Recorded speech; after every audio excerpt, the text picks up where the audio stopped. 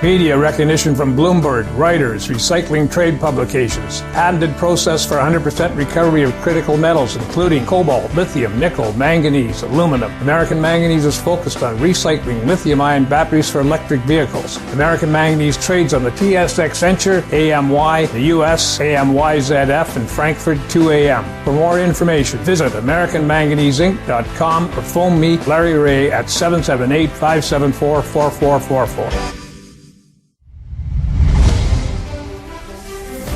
Welcome to the Goddard Report. Comments made on the Goddard Report and TalkDigitalNetwork.com are an expression of opinion only. Here is Jim Goddard. My guest is Kris Sims, BC Director of the Canadian Taxpayers Federation, her website taxpayer.com. Welcome back to the show, Kris. Thanks so much for having us on. Kris, as usual, some horror stories for taxpayers to dig into. The first one here, how effective have BC carbon taxes been at controlling emissions? Not at all, unfortunately. And we need to remember that carbon taxes take, I think last I checked, it was $1.6 billion from our pockets here in BC every single year. And emissions are going up. What's interesting is the BC government typically posts their emissions data super quietly sometime in the fall. It can happen anytime between August and October. You just need to watch the website. But what's interesting now is that the feds are reporting to the United Nations on our emissions, and that includes provincial data. And so there's a 586-page report that the federal government has given to the United Nations, and it includes BC's emissions. And survey says that between 2015 and 2019, so those 4 years, our emissions have gone up 11%. And last time I checked, they've gone up within 6 of the last 8 years. So the point is our emissions keep going up and up and up, even though our carbon tax is the highest in all of Canada. And if you break down the data, it's very interesting. While you see light car use slightly dipping, I'm talking like 0.2% down, you see the gasoline truck use, which includes SUVs and some larger minivans, going right up. So people still need to drive to work. They still need to take their kids to school. They still need to go get groceries. And trucking is still king. It's gone up every single year since I think the year, 2010. People still need to eat, heat, and live. So the usage isn't going down. The emissions are still going up. The government's just getting fatter coffers. I always wondered, the biggest factors on climate change are volcanic activity, solar activity, changes in the Earth's orbit. How do carbon taxes affect those? Absolutely not. They don't. It's impossible for them to affect it, of course, unless you want to do something like Bill Gates was apparently reportedly thinking of doing, somehow filtering out the sun. This sounds like a Simpsons episode with Mr. Burns trying to block out the sun so he can jack up nuclear power rates. But apparently it was true. So that's a major problem. But all that aside, even if you were to put away, the grand solar minimum and volcanic, all that stuff, if your goal were to be to reduce CO2 emissions caused by mankind, there are other ways of doing that. So, for example, the country of India, hundreds of millions of people, most people will be surprised by this, they still use animal dung and wood pulp to heat their homes and cook their food. It actually creates drudgery for women and children. They collect the fuel every single day. And we're not just talking couple people. This is hundreds of millions of people. And they want to change that. They are begging the world for natural gas. Guess what we have lots of? Natural gas. So if Canadians truly want to reduce CO2 emissions around the world and have a big bite, well, sell India, a burgeoning democracy, our natural gas, and you will reduce those emissions. And you will improve their indoor air quality for all those millions of families. And you'll provide jobs for great folks here in Canada. And it's good for the environment. That would be win-win-win. But nickel and diming and nailing people for driving their minivans in Surrey and Langley and living their lives and heating their homes is not going to do this. We'll have more with Kris Sims right after this. Avon Resources Limited is a gold exploration company with significant projects in British Columbia and the Yukon, trading on the TSX Venture Exchange, symbol ABN, and the OTCQB, symbol ABNAF. Surrounded by world-class gold deposits and mines, Avon's 23,000 hectares Forest Kerr Gold Project is located in the heart of the Golden Triangle in northwestern BC. For more information, visit us at avonresources.com. Welcome back. We're speaking with Kris Sims, going back to carbon taxes. Now, of course, the Trudeau government plans to add more carbon tax on top of the burden that we're already paying. And it doesn't matter which political party you talk about now, they're all in favor of some form of carbon tax, whether they call it a tax or not.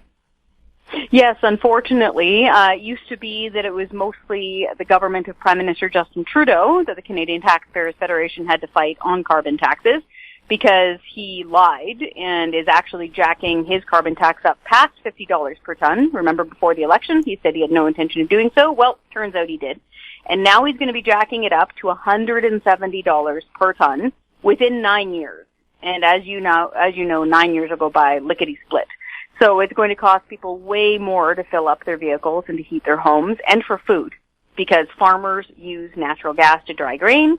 They then feed the grain to livestock. We then eat that livestock, and farmers use diesel to truck it to market. So if you think the grocery prices are going up now, wait until we see a carbon tax of $170 a ton. And then, now, the Conservative Party of Canada, after all of their leadership contenders, all four of the major leadership contenders during their leadership race, had signed the Canadian Taxpayers Federation pledge stating directly that they would not only scrap Justin Trudeau's carbon tax, but they would not impose a version of their own in future.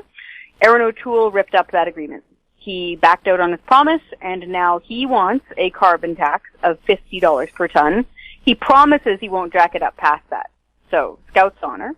That actually is going to cost us a lot of money for two reasons. One, because of the first carbon tax, up to $50 a ton. So basically the prices that you pay here in BC will now be across Canada. And two, this is key. Their team had also said they were going to get rid of the second carbon tax. A lot of people don't know what that is. It's a regulation that's tucked into fuel standards. And here in BC, those fuel standards add about 14.5 cents per liter of gasoline to the cost of gas.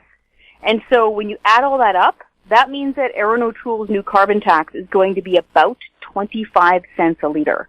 That's $18 extra to fill up a minivan. That's $30 extra to fill up even a light-duty pickup truck. So it's going to cost people with either party. We'll have more with Kris Sims right after this. Engineer Gold Mines is focused on the exploration and development of the historic high-grade Engineer Gold Mine situated 32 kilometers southwest of Atlan, British Columbia. Engineer Gold Mines is fully permitted for surface and underground exploration with the drill program now underway. Engineer Gold Mines Limited trades on the TSX Venture Exchange, symbol EAU. For more information, please visit us at engineergoldmines.com. Don't miss out. Stay informed. Receive the HowStreet.com weekly recap with thought-provoking podcasts, radio, and articles delivered to your inbox. Sign up for the HowStreet.com weekly recap on our homepage at HowStreet.com. Welcome back. We're speaking with Kris Sims. Kris, Thompson, Nicola, what part of BC is that for people who aren't familiar with all of British Columbia? For sure. So the Thompson-Nicola Regional District, the main population center is Kamloops. So it's basically the Metro Vancouver area that would surround Vancouver, but it's actually surrounding Kamloops. Okay, so that's dead set in the middle of British Columbia. We call it the interior.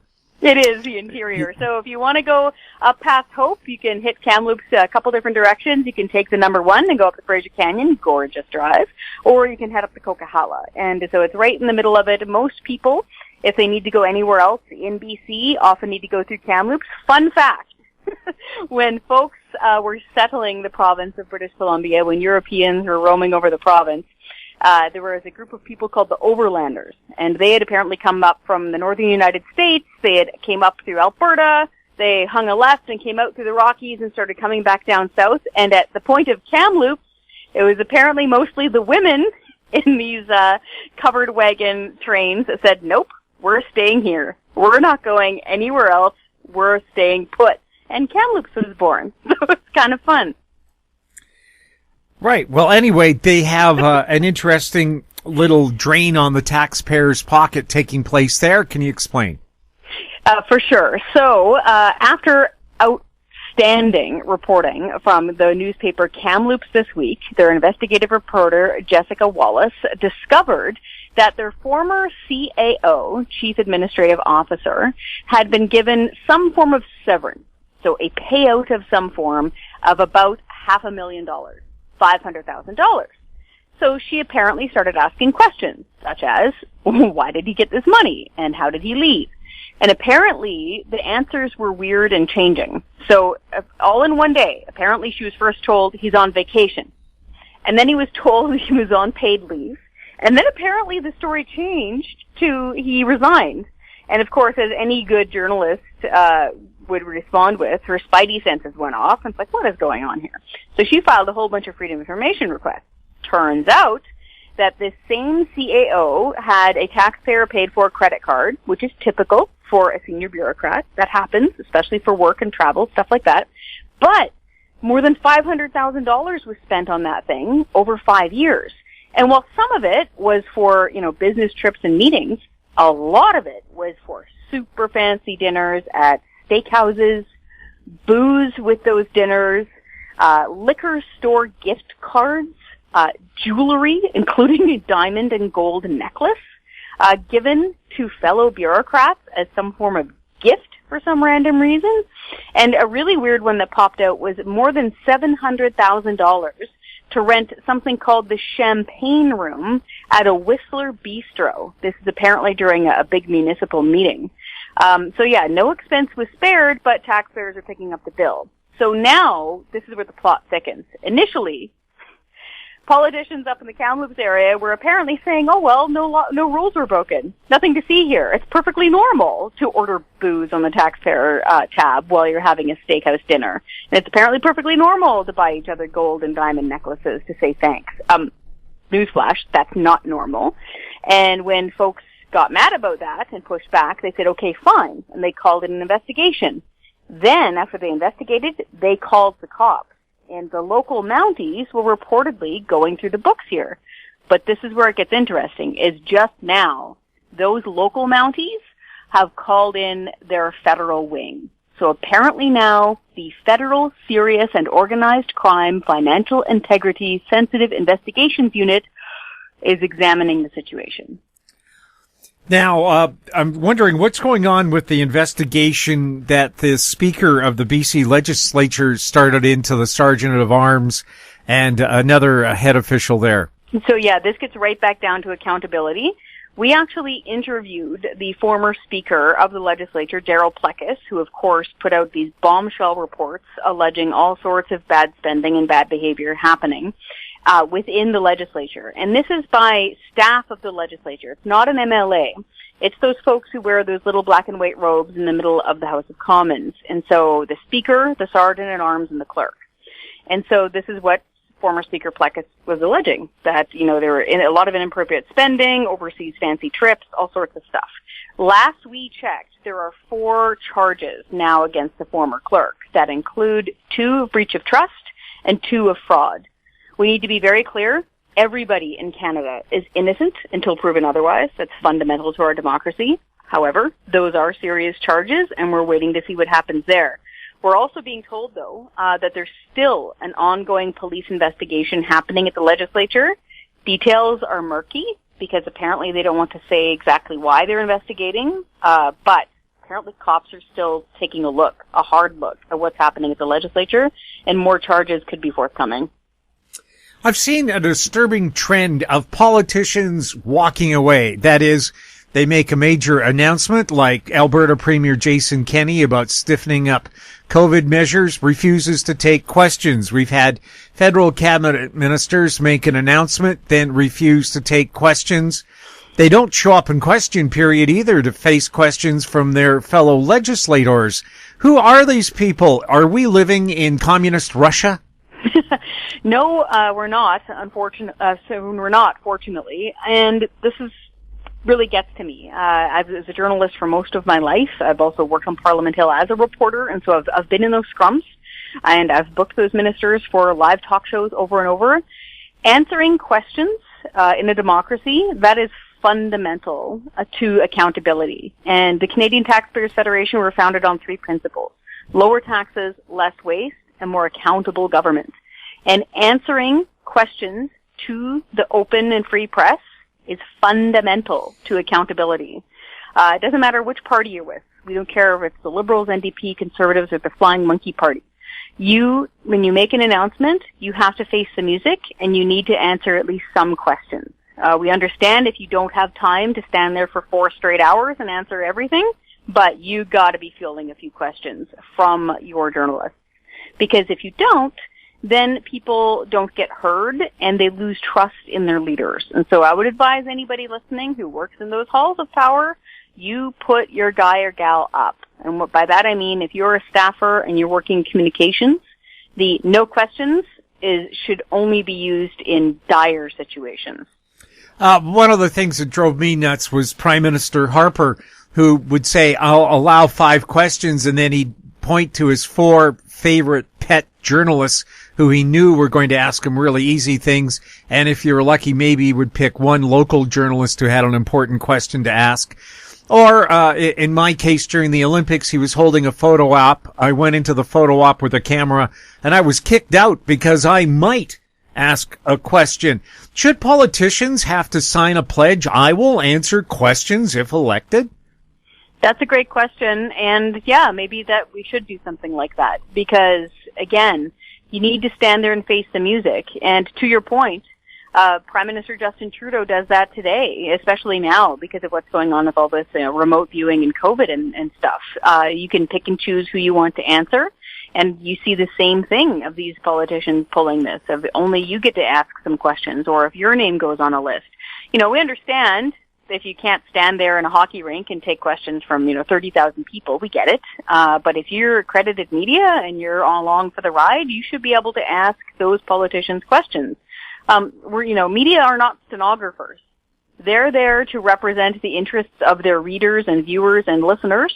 And quite often, those audiences have good questions and real concerns, especially if they're coming from a certain perspective. So say you're from a small town or a rural area, your questions might be much more pertinent to that politician depending on where he or she is speaking.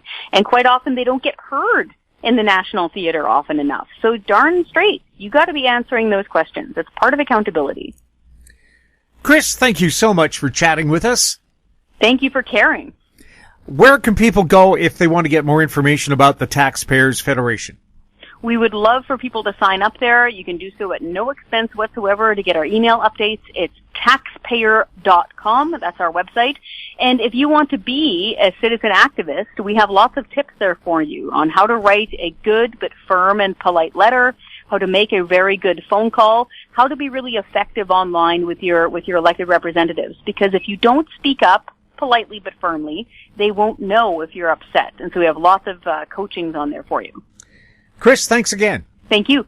My guest has been Kris Sims, BC Director of the Canadian Taxpayers Federation. If you have any questions for Kris, you can also send them to info@howstreet.com. We'll be glad to ask them for you. Our YouTube channel is Talk Digital Network. Find us on Twitter at Talk Digital Net. We're also on Facebook. I'm Jim Goddard. Thank you for listening. Comments made on the Goddard Report and TalkDigitalNetwork.com are an expression of opinion only. The Goddard Report is available online and mobile at TalkDigitalNetwork.com. The Goddard Report is a production of Howe Street Media Incorporated.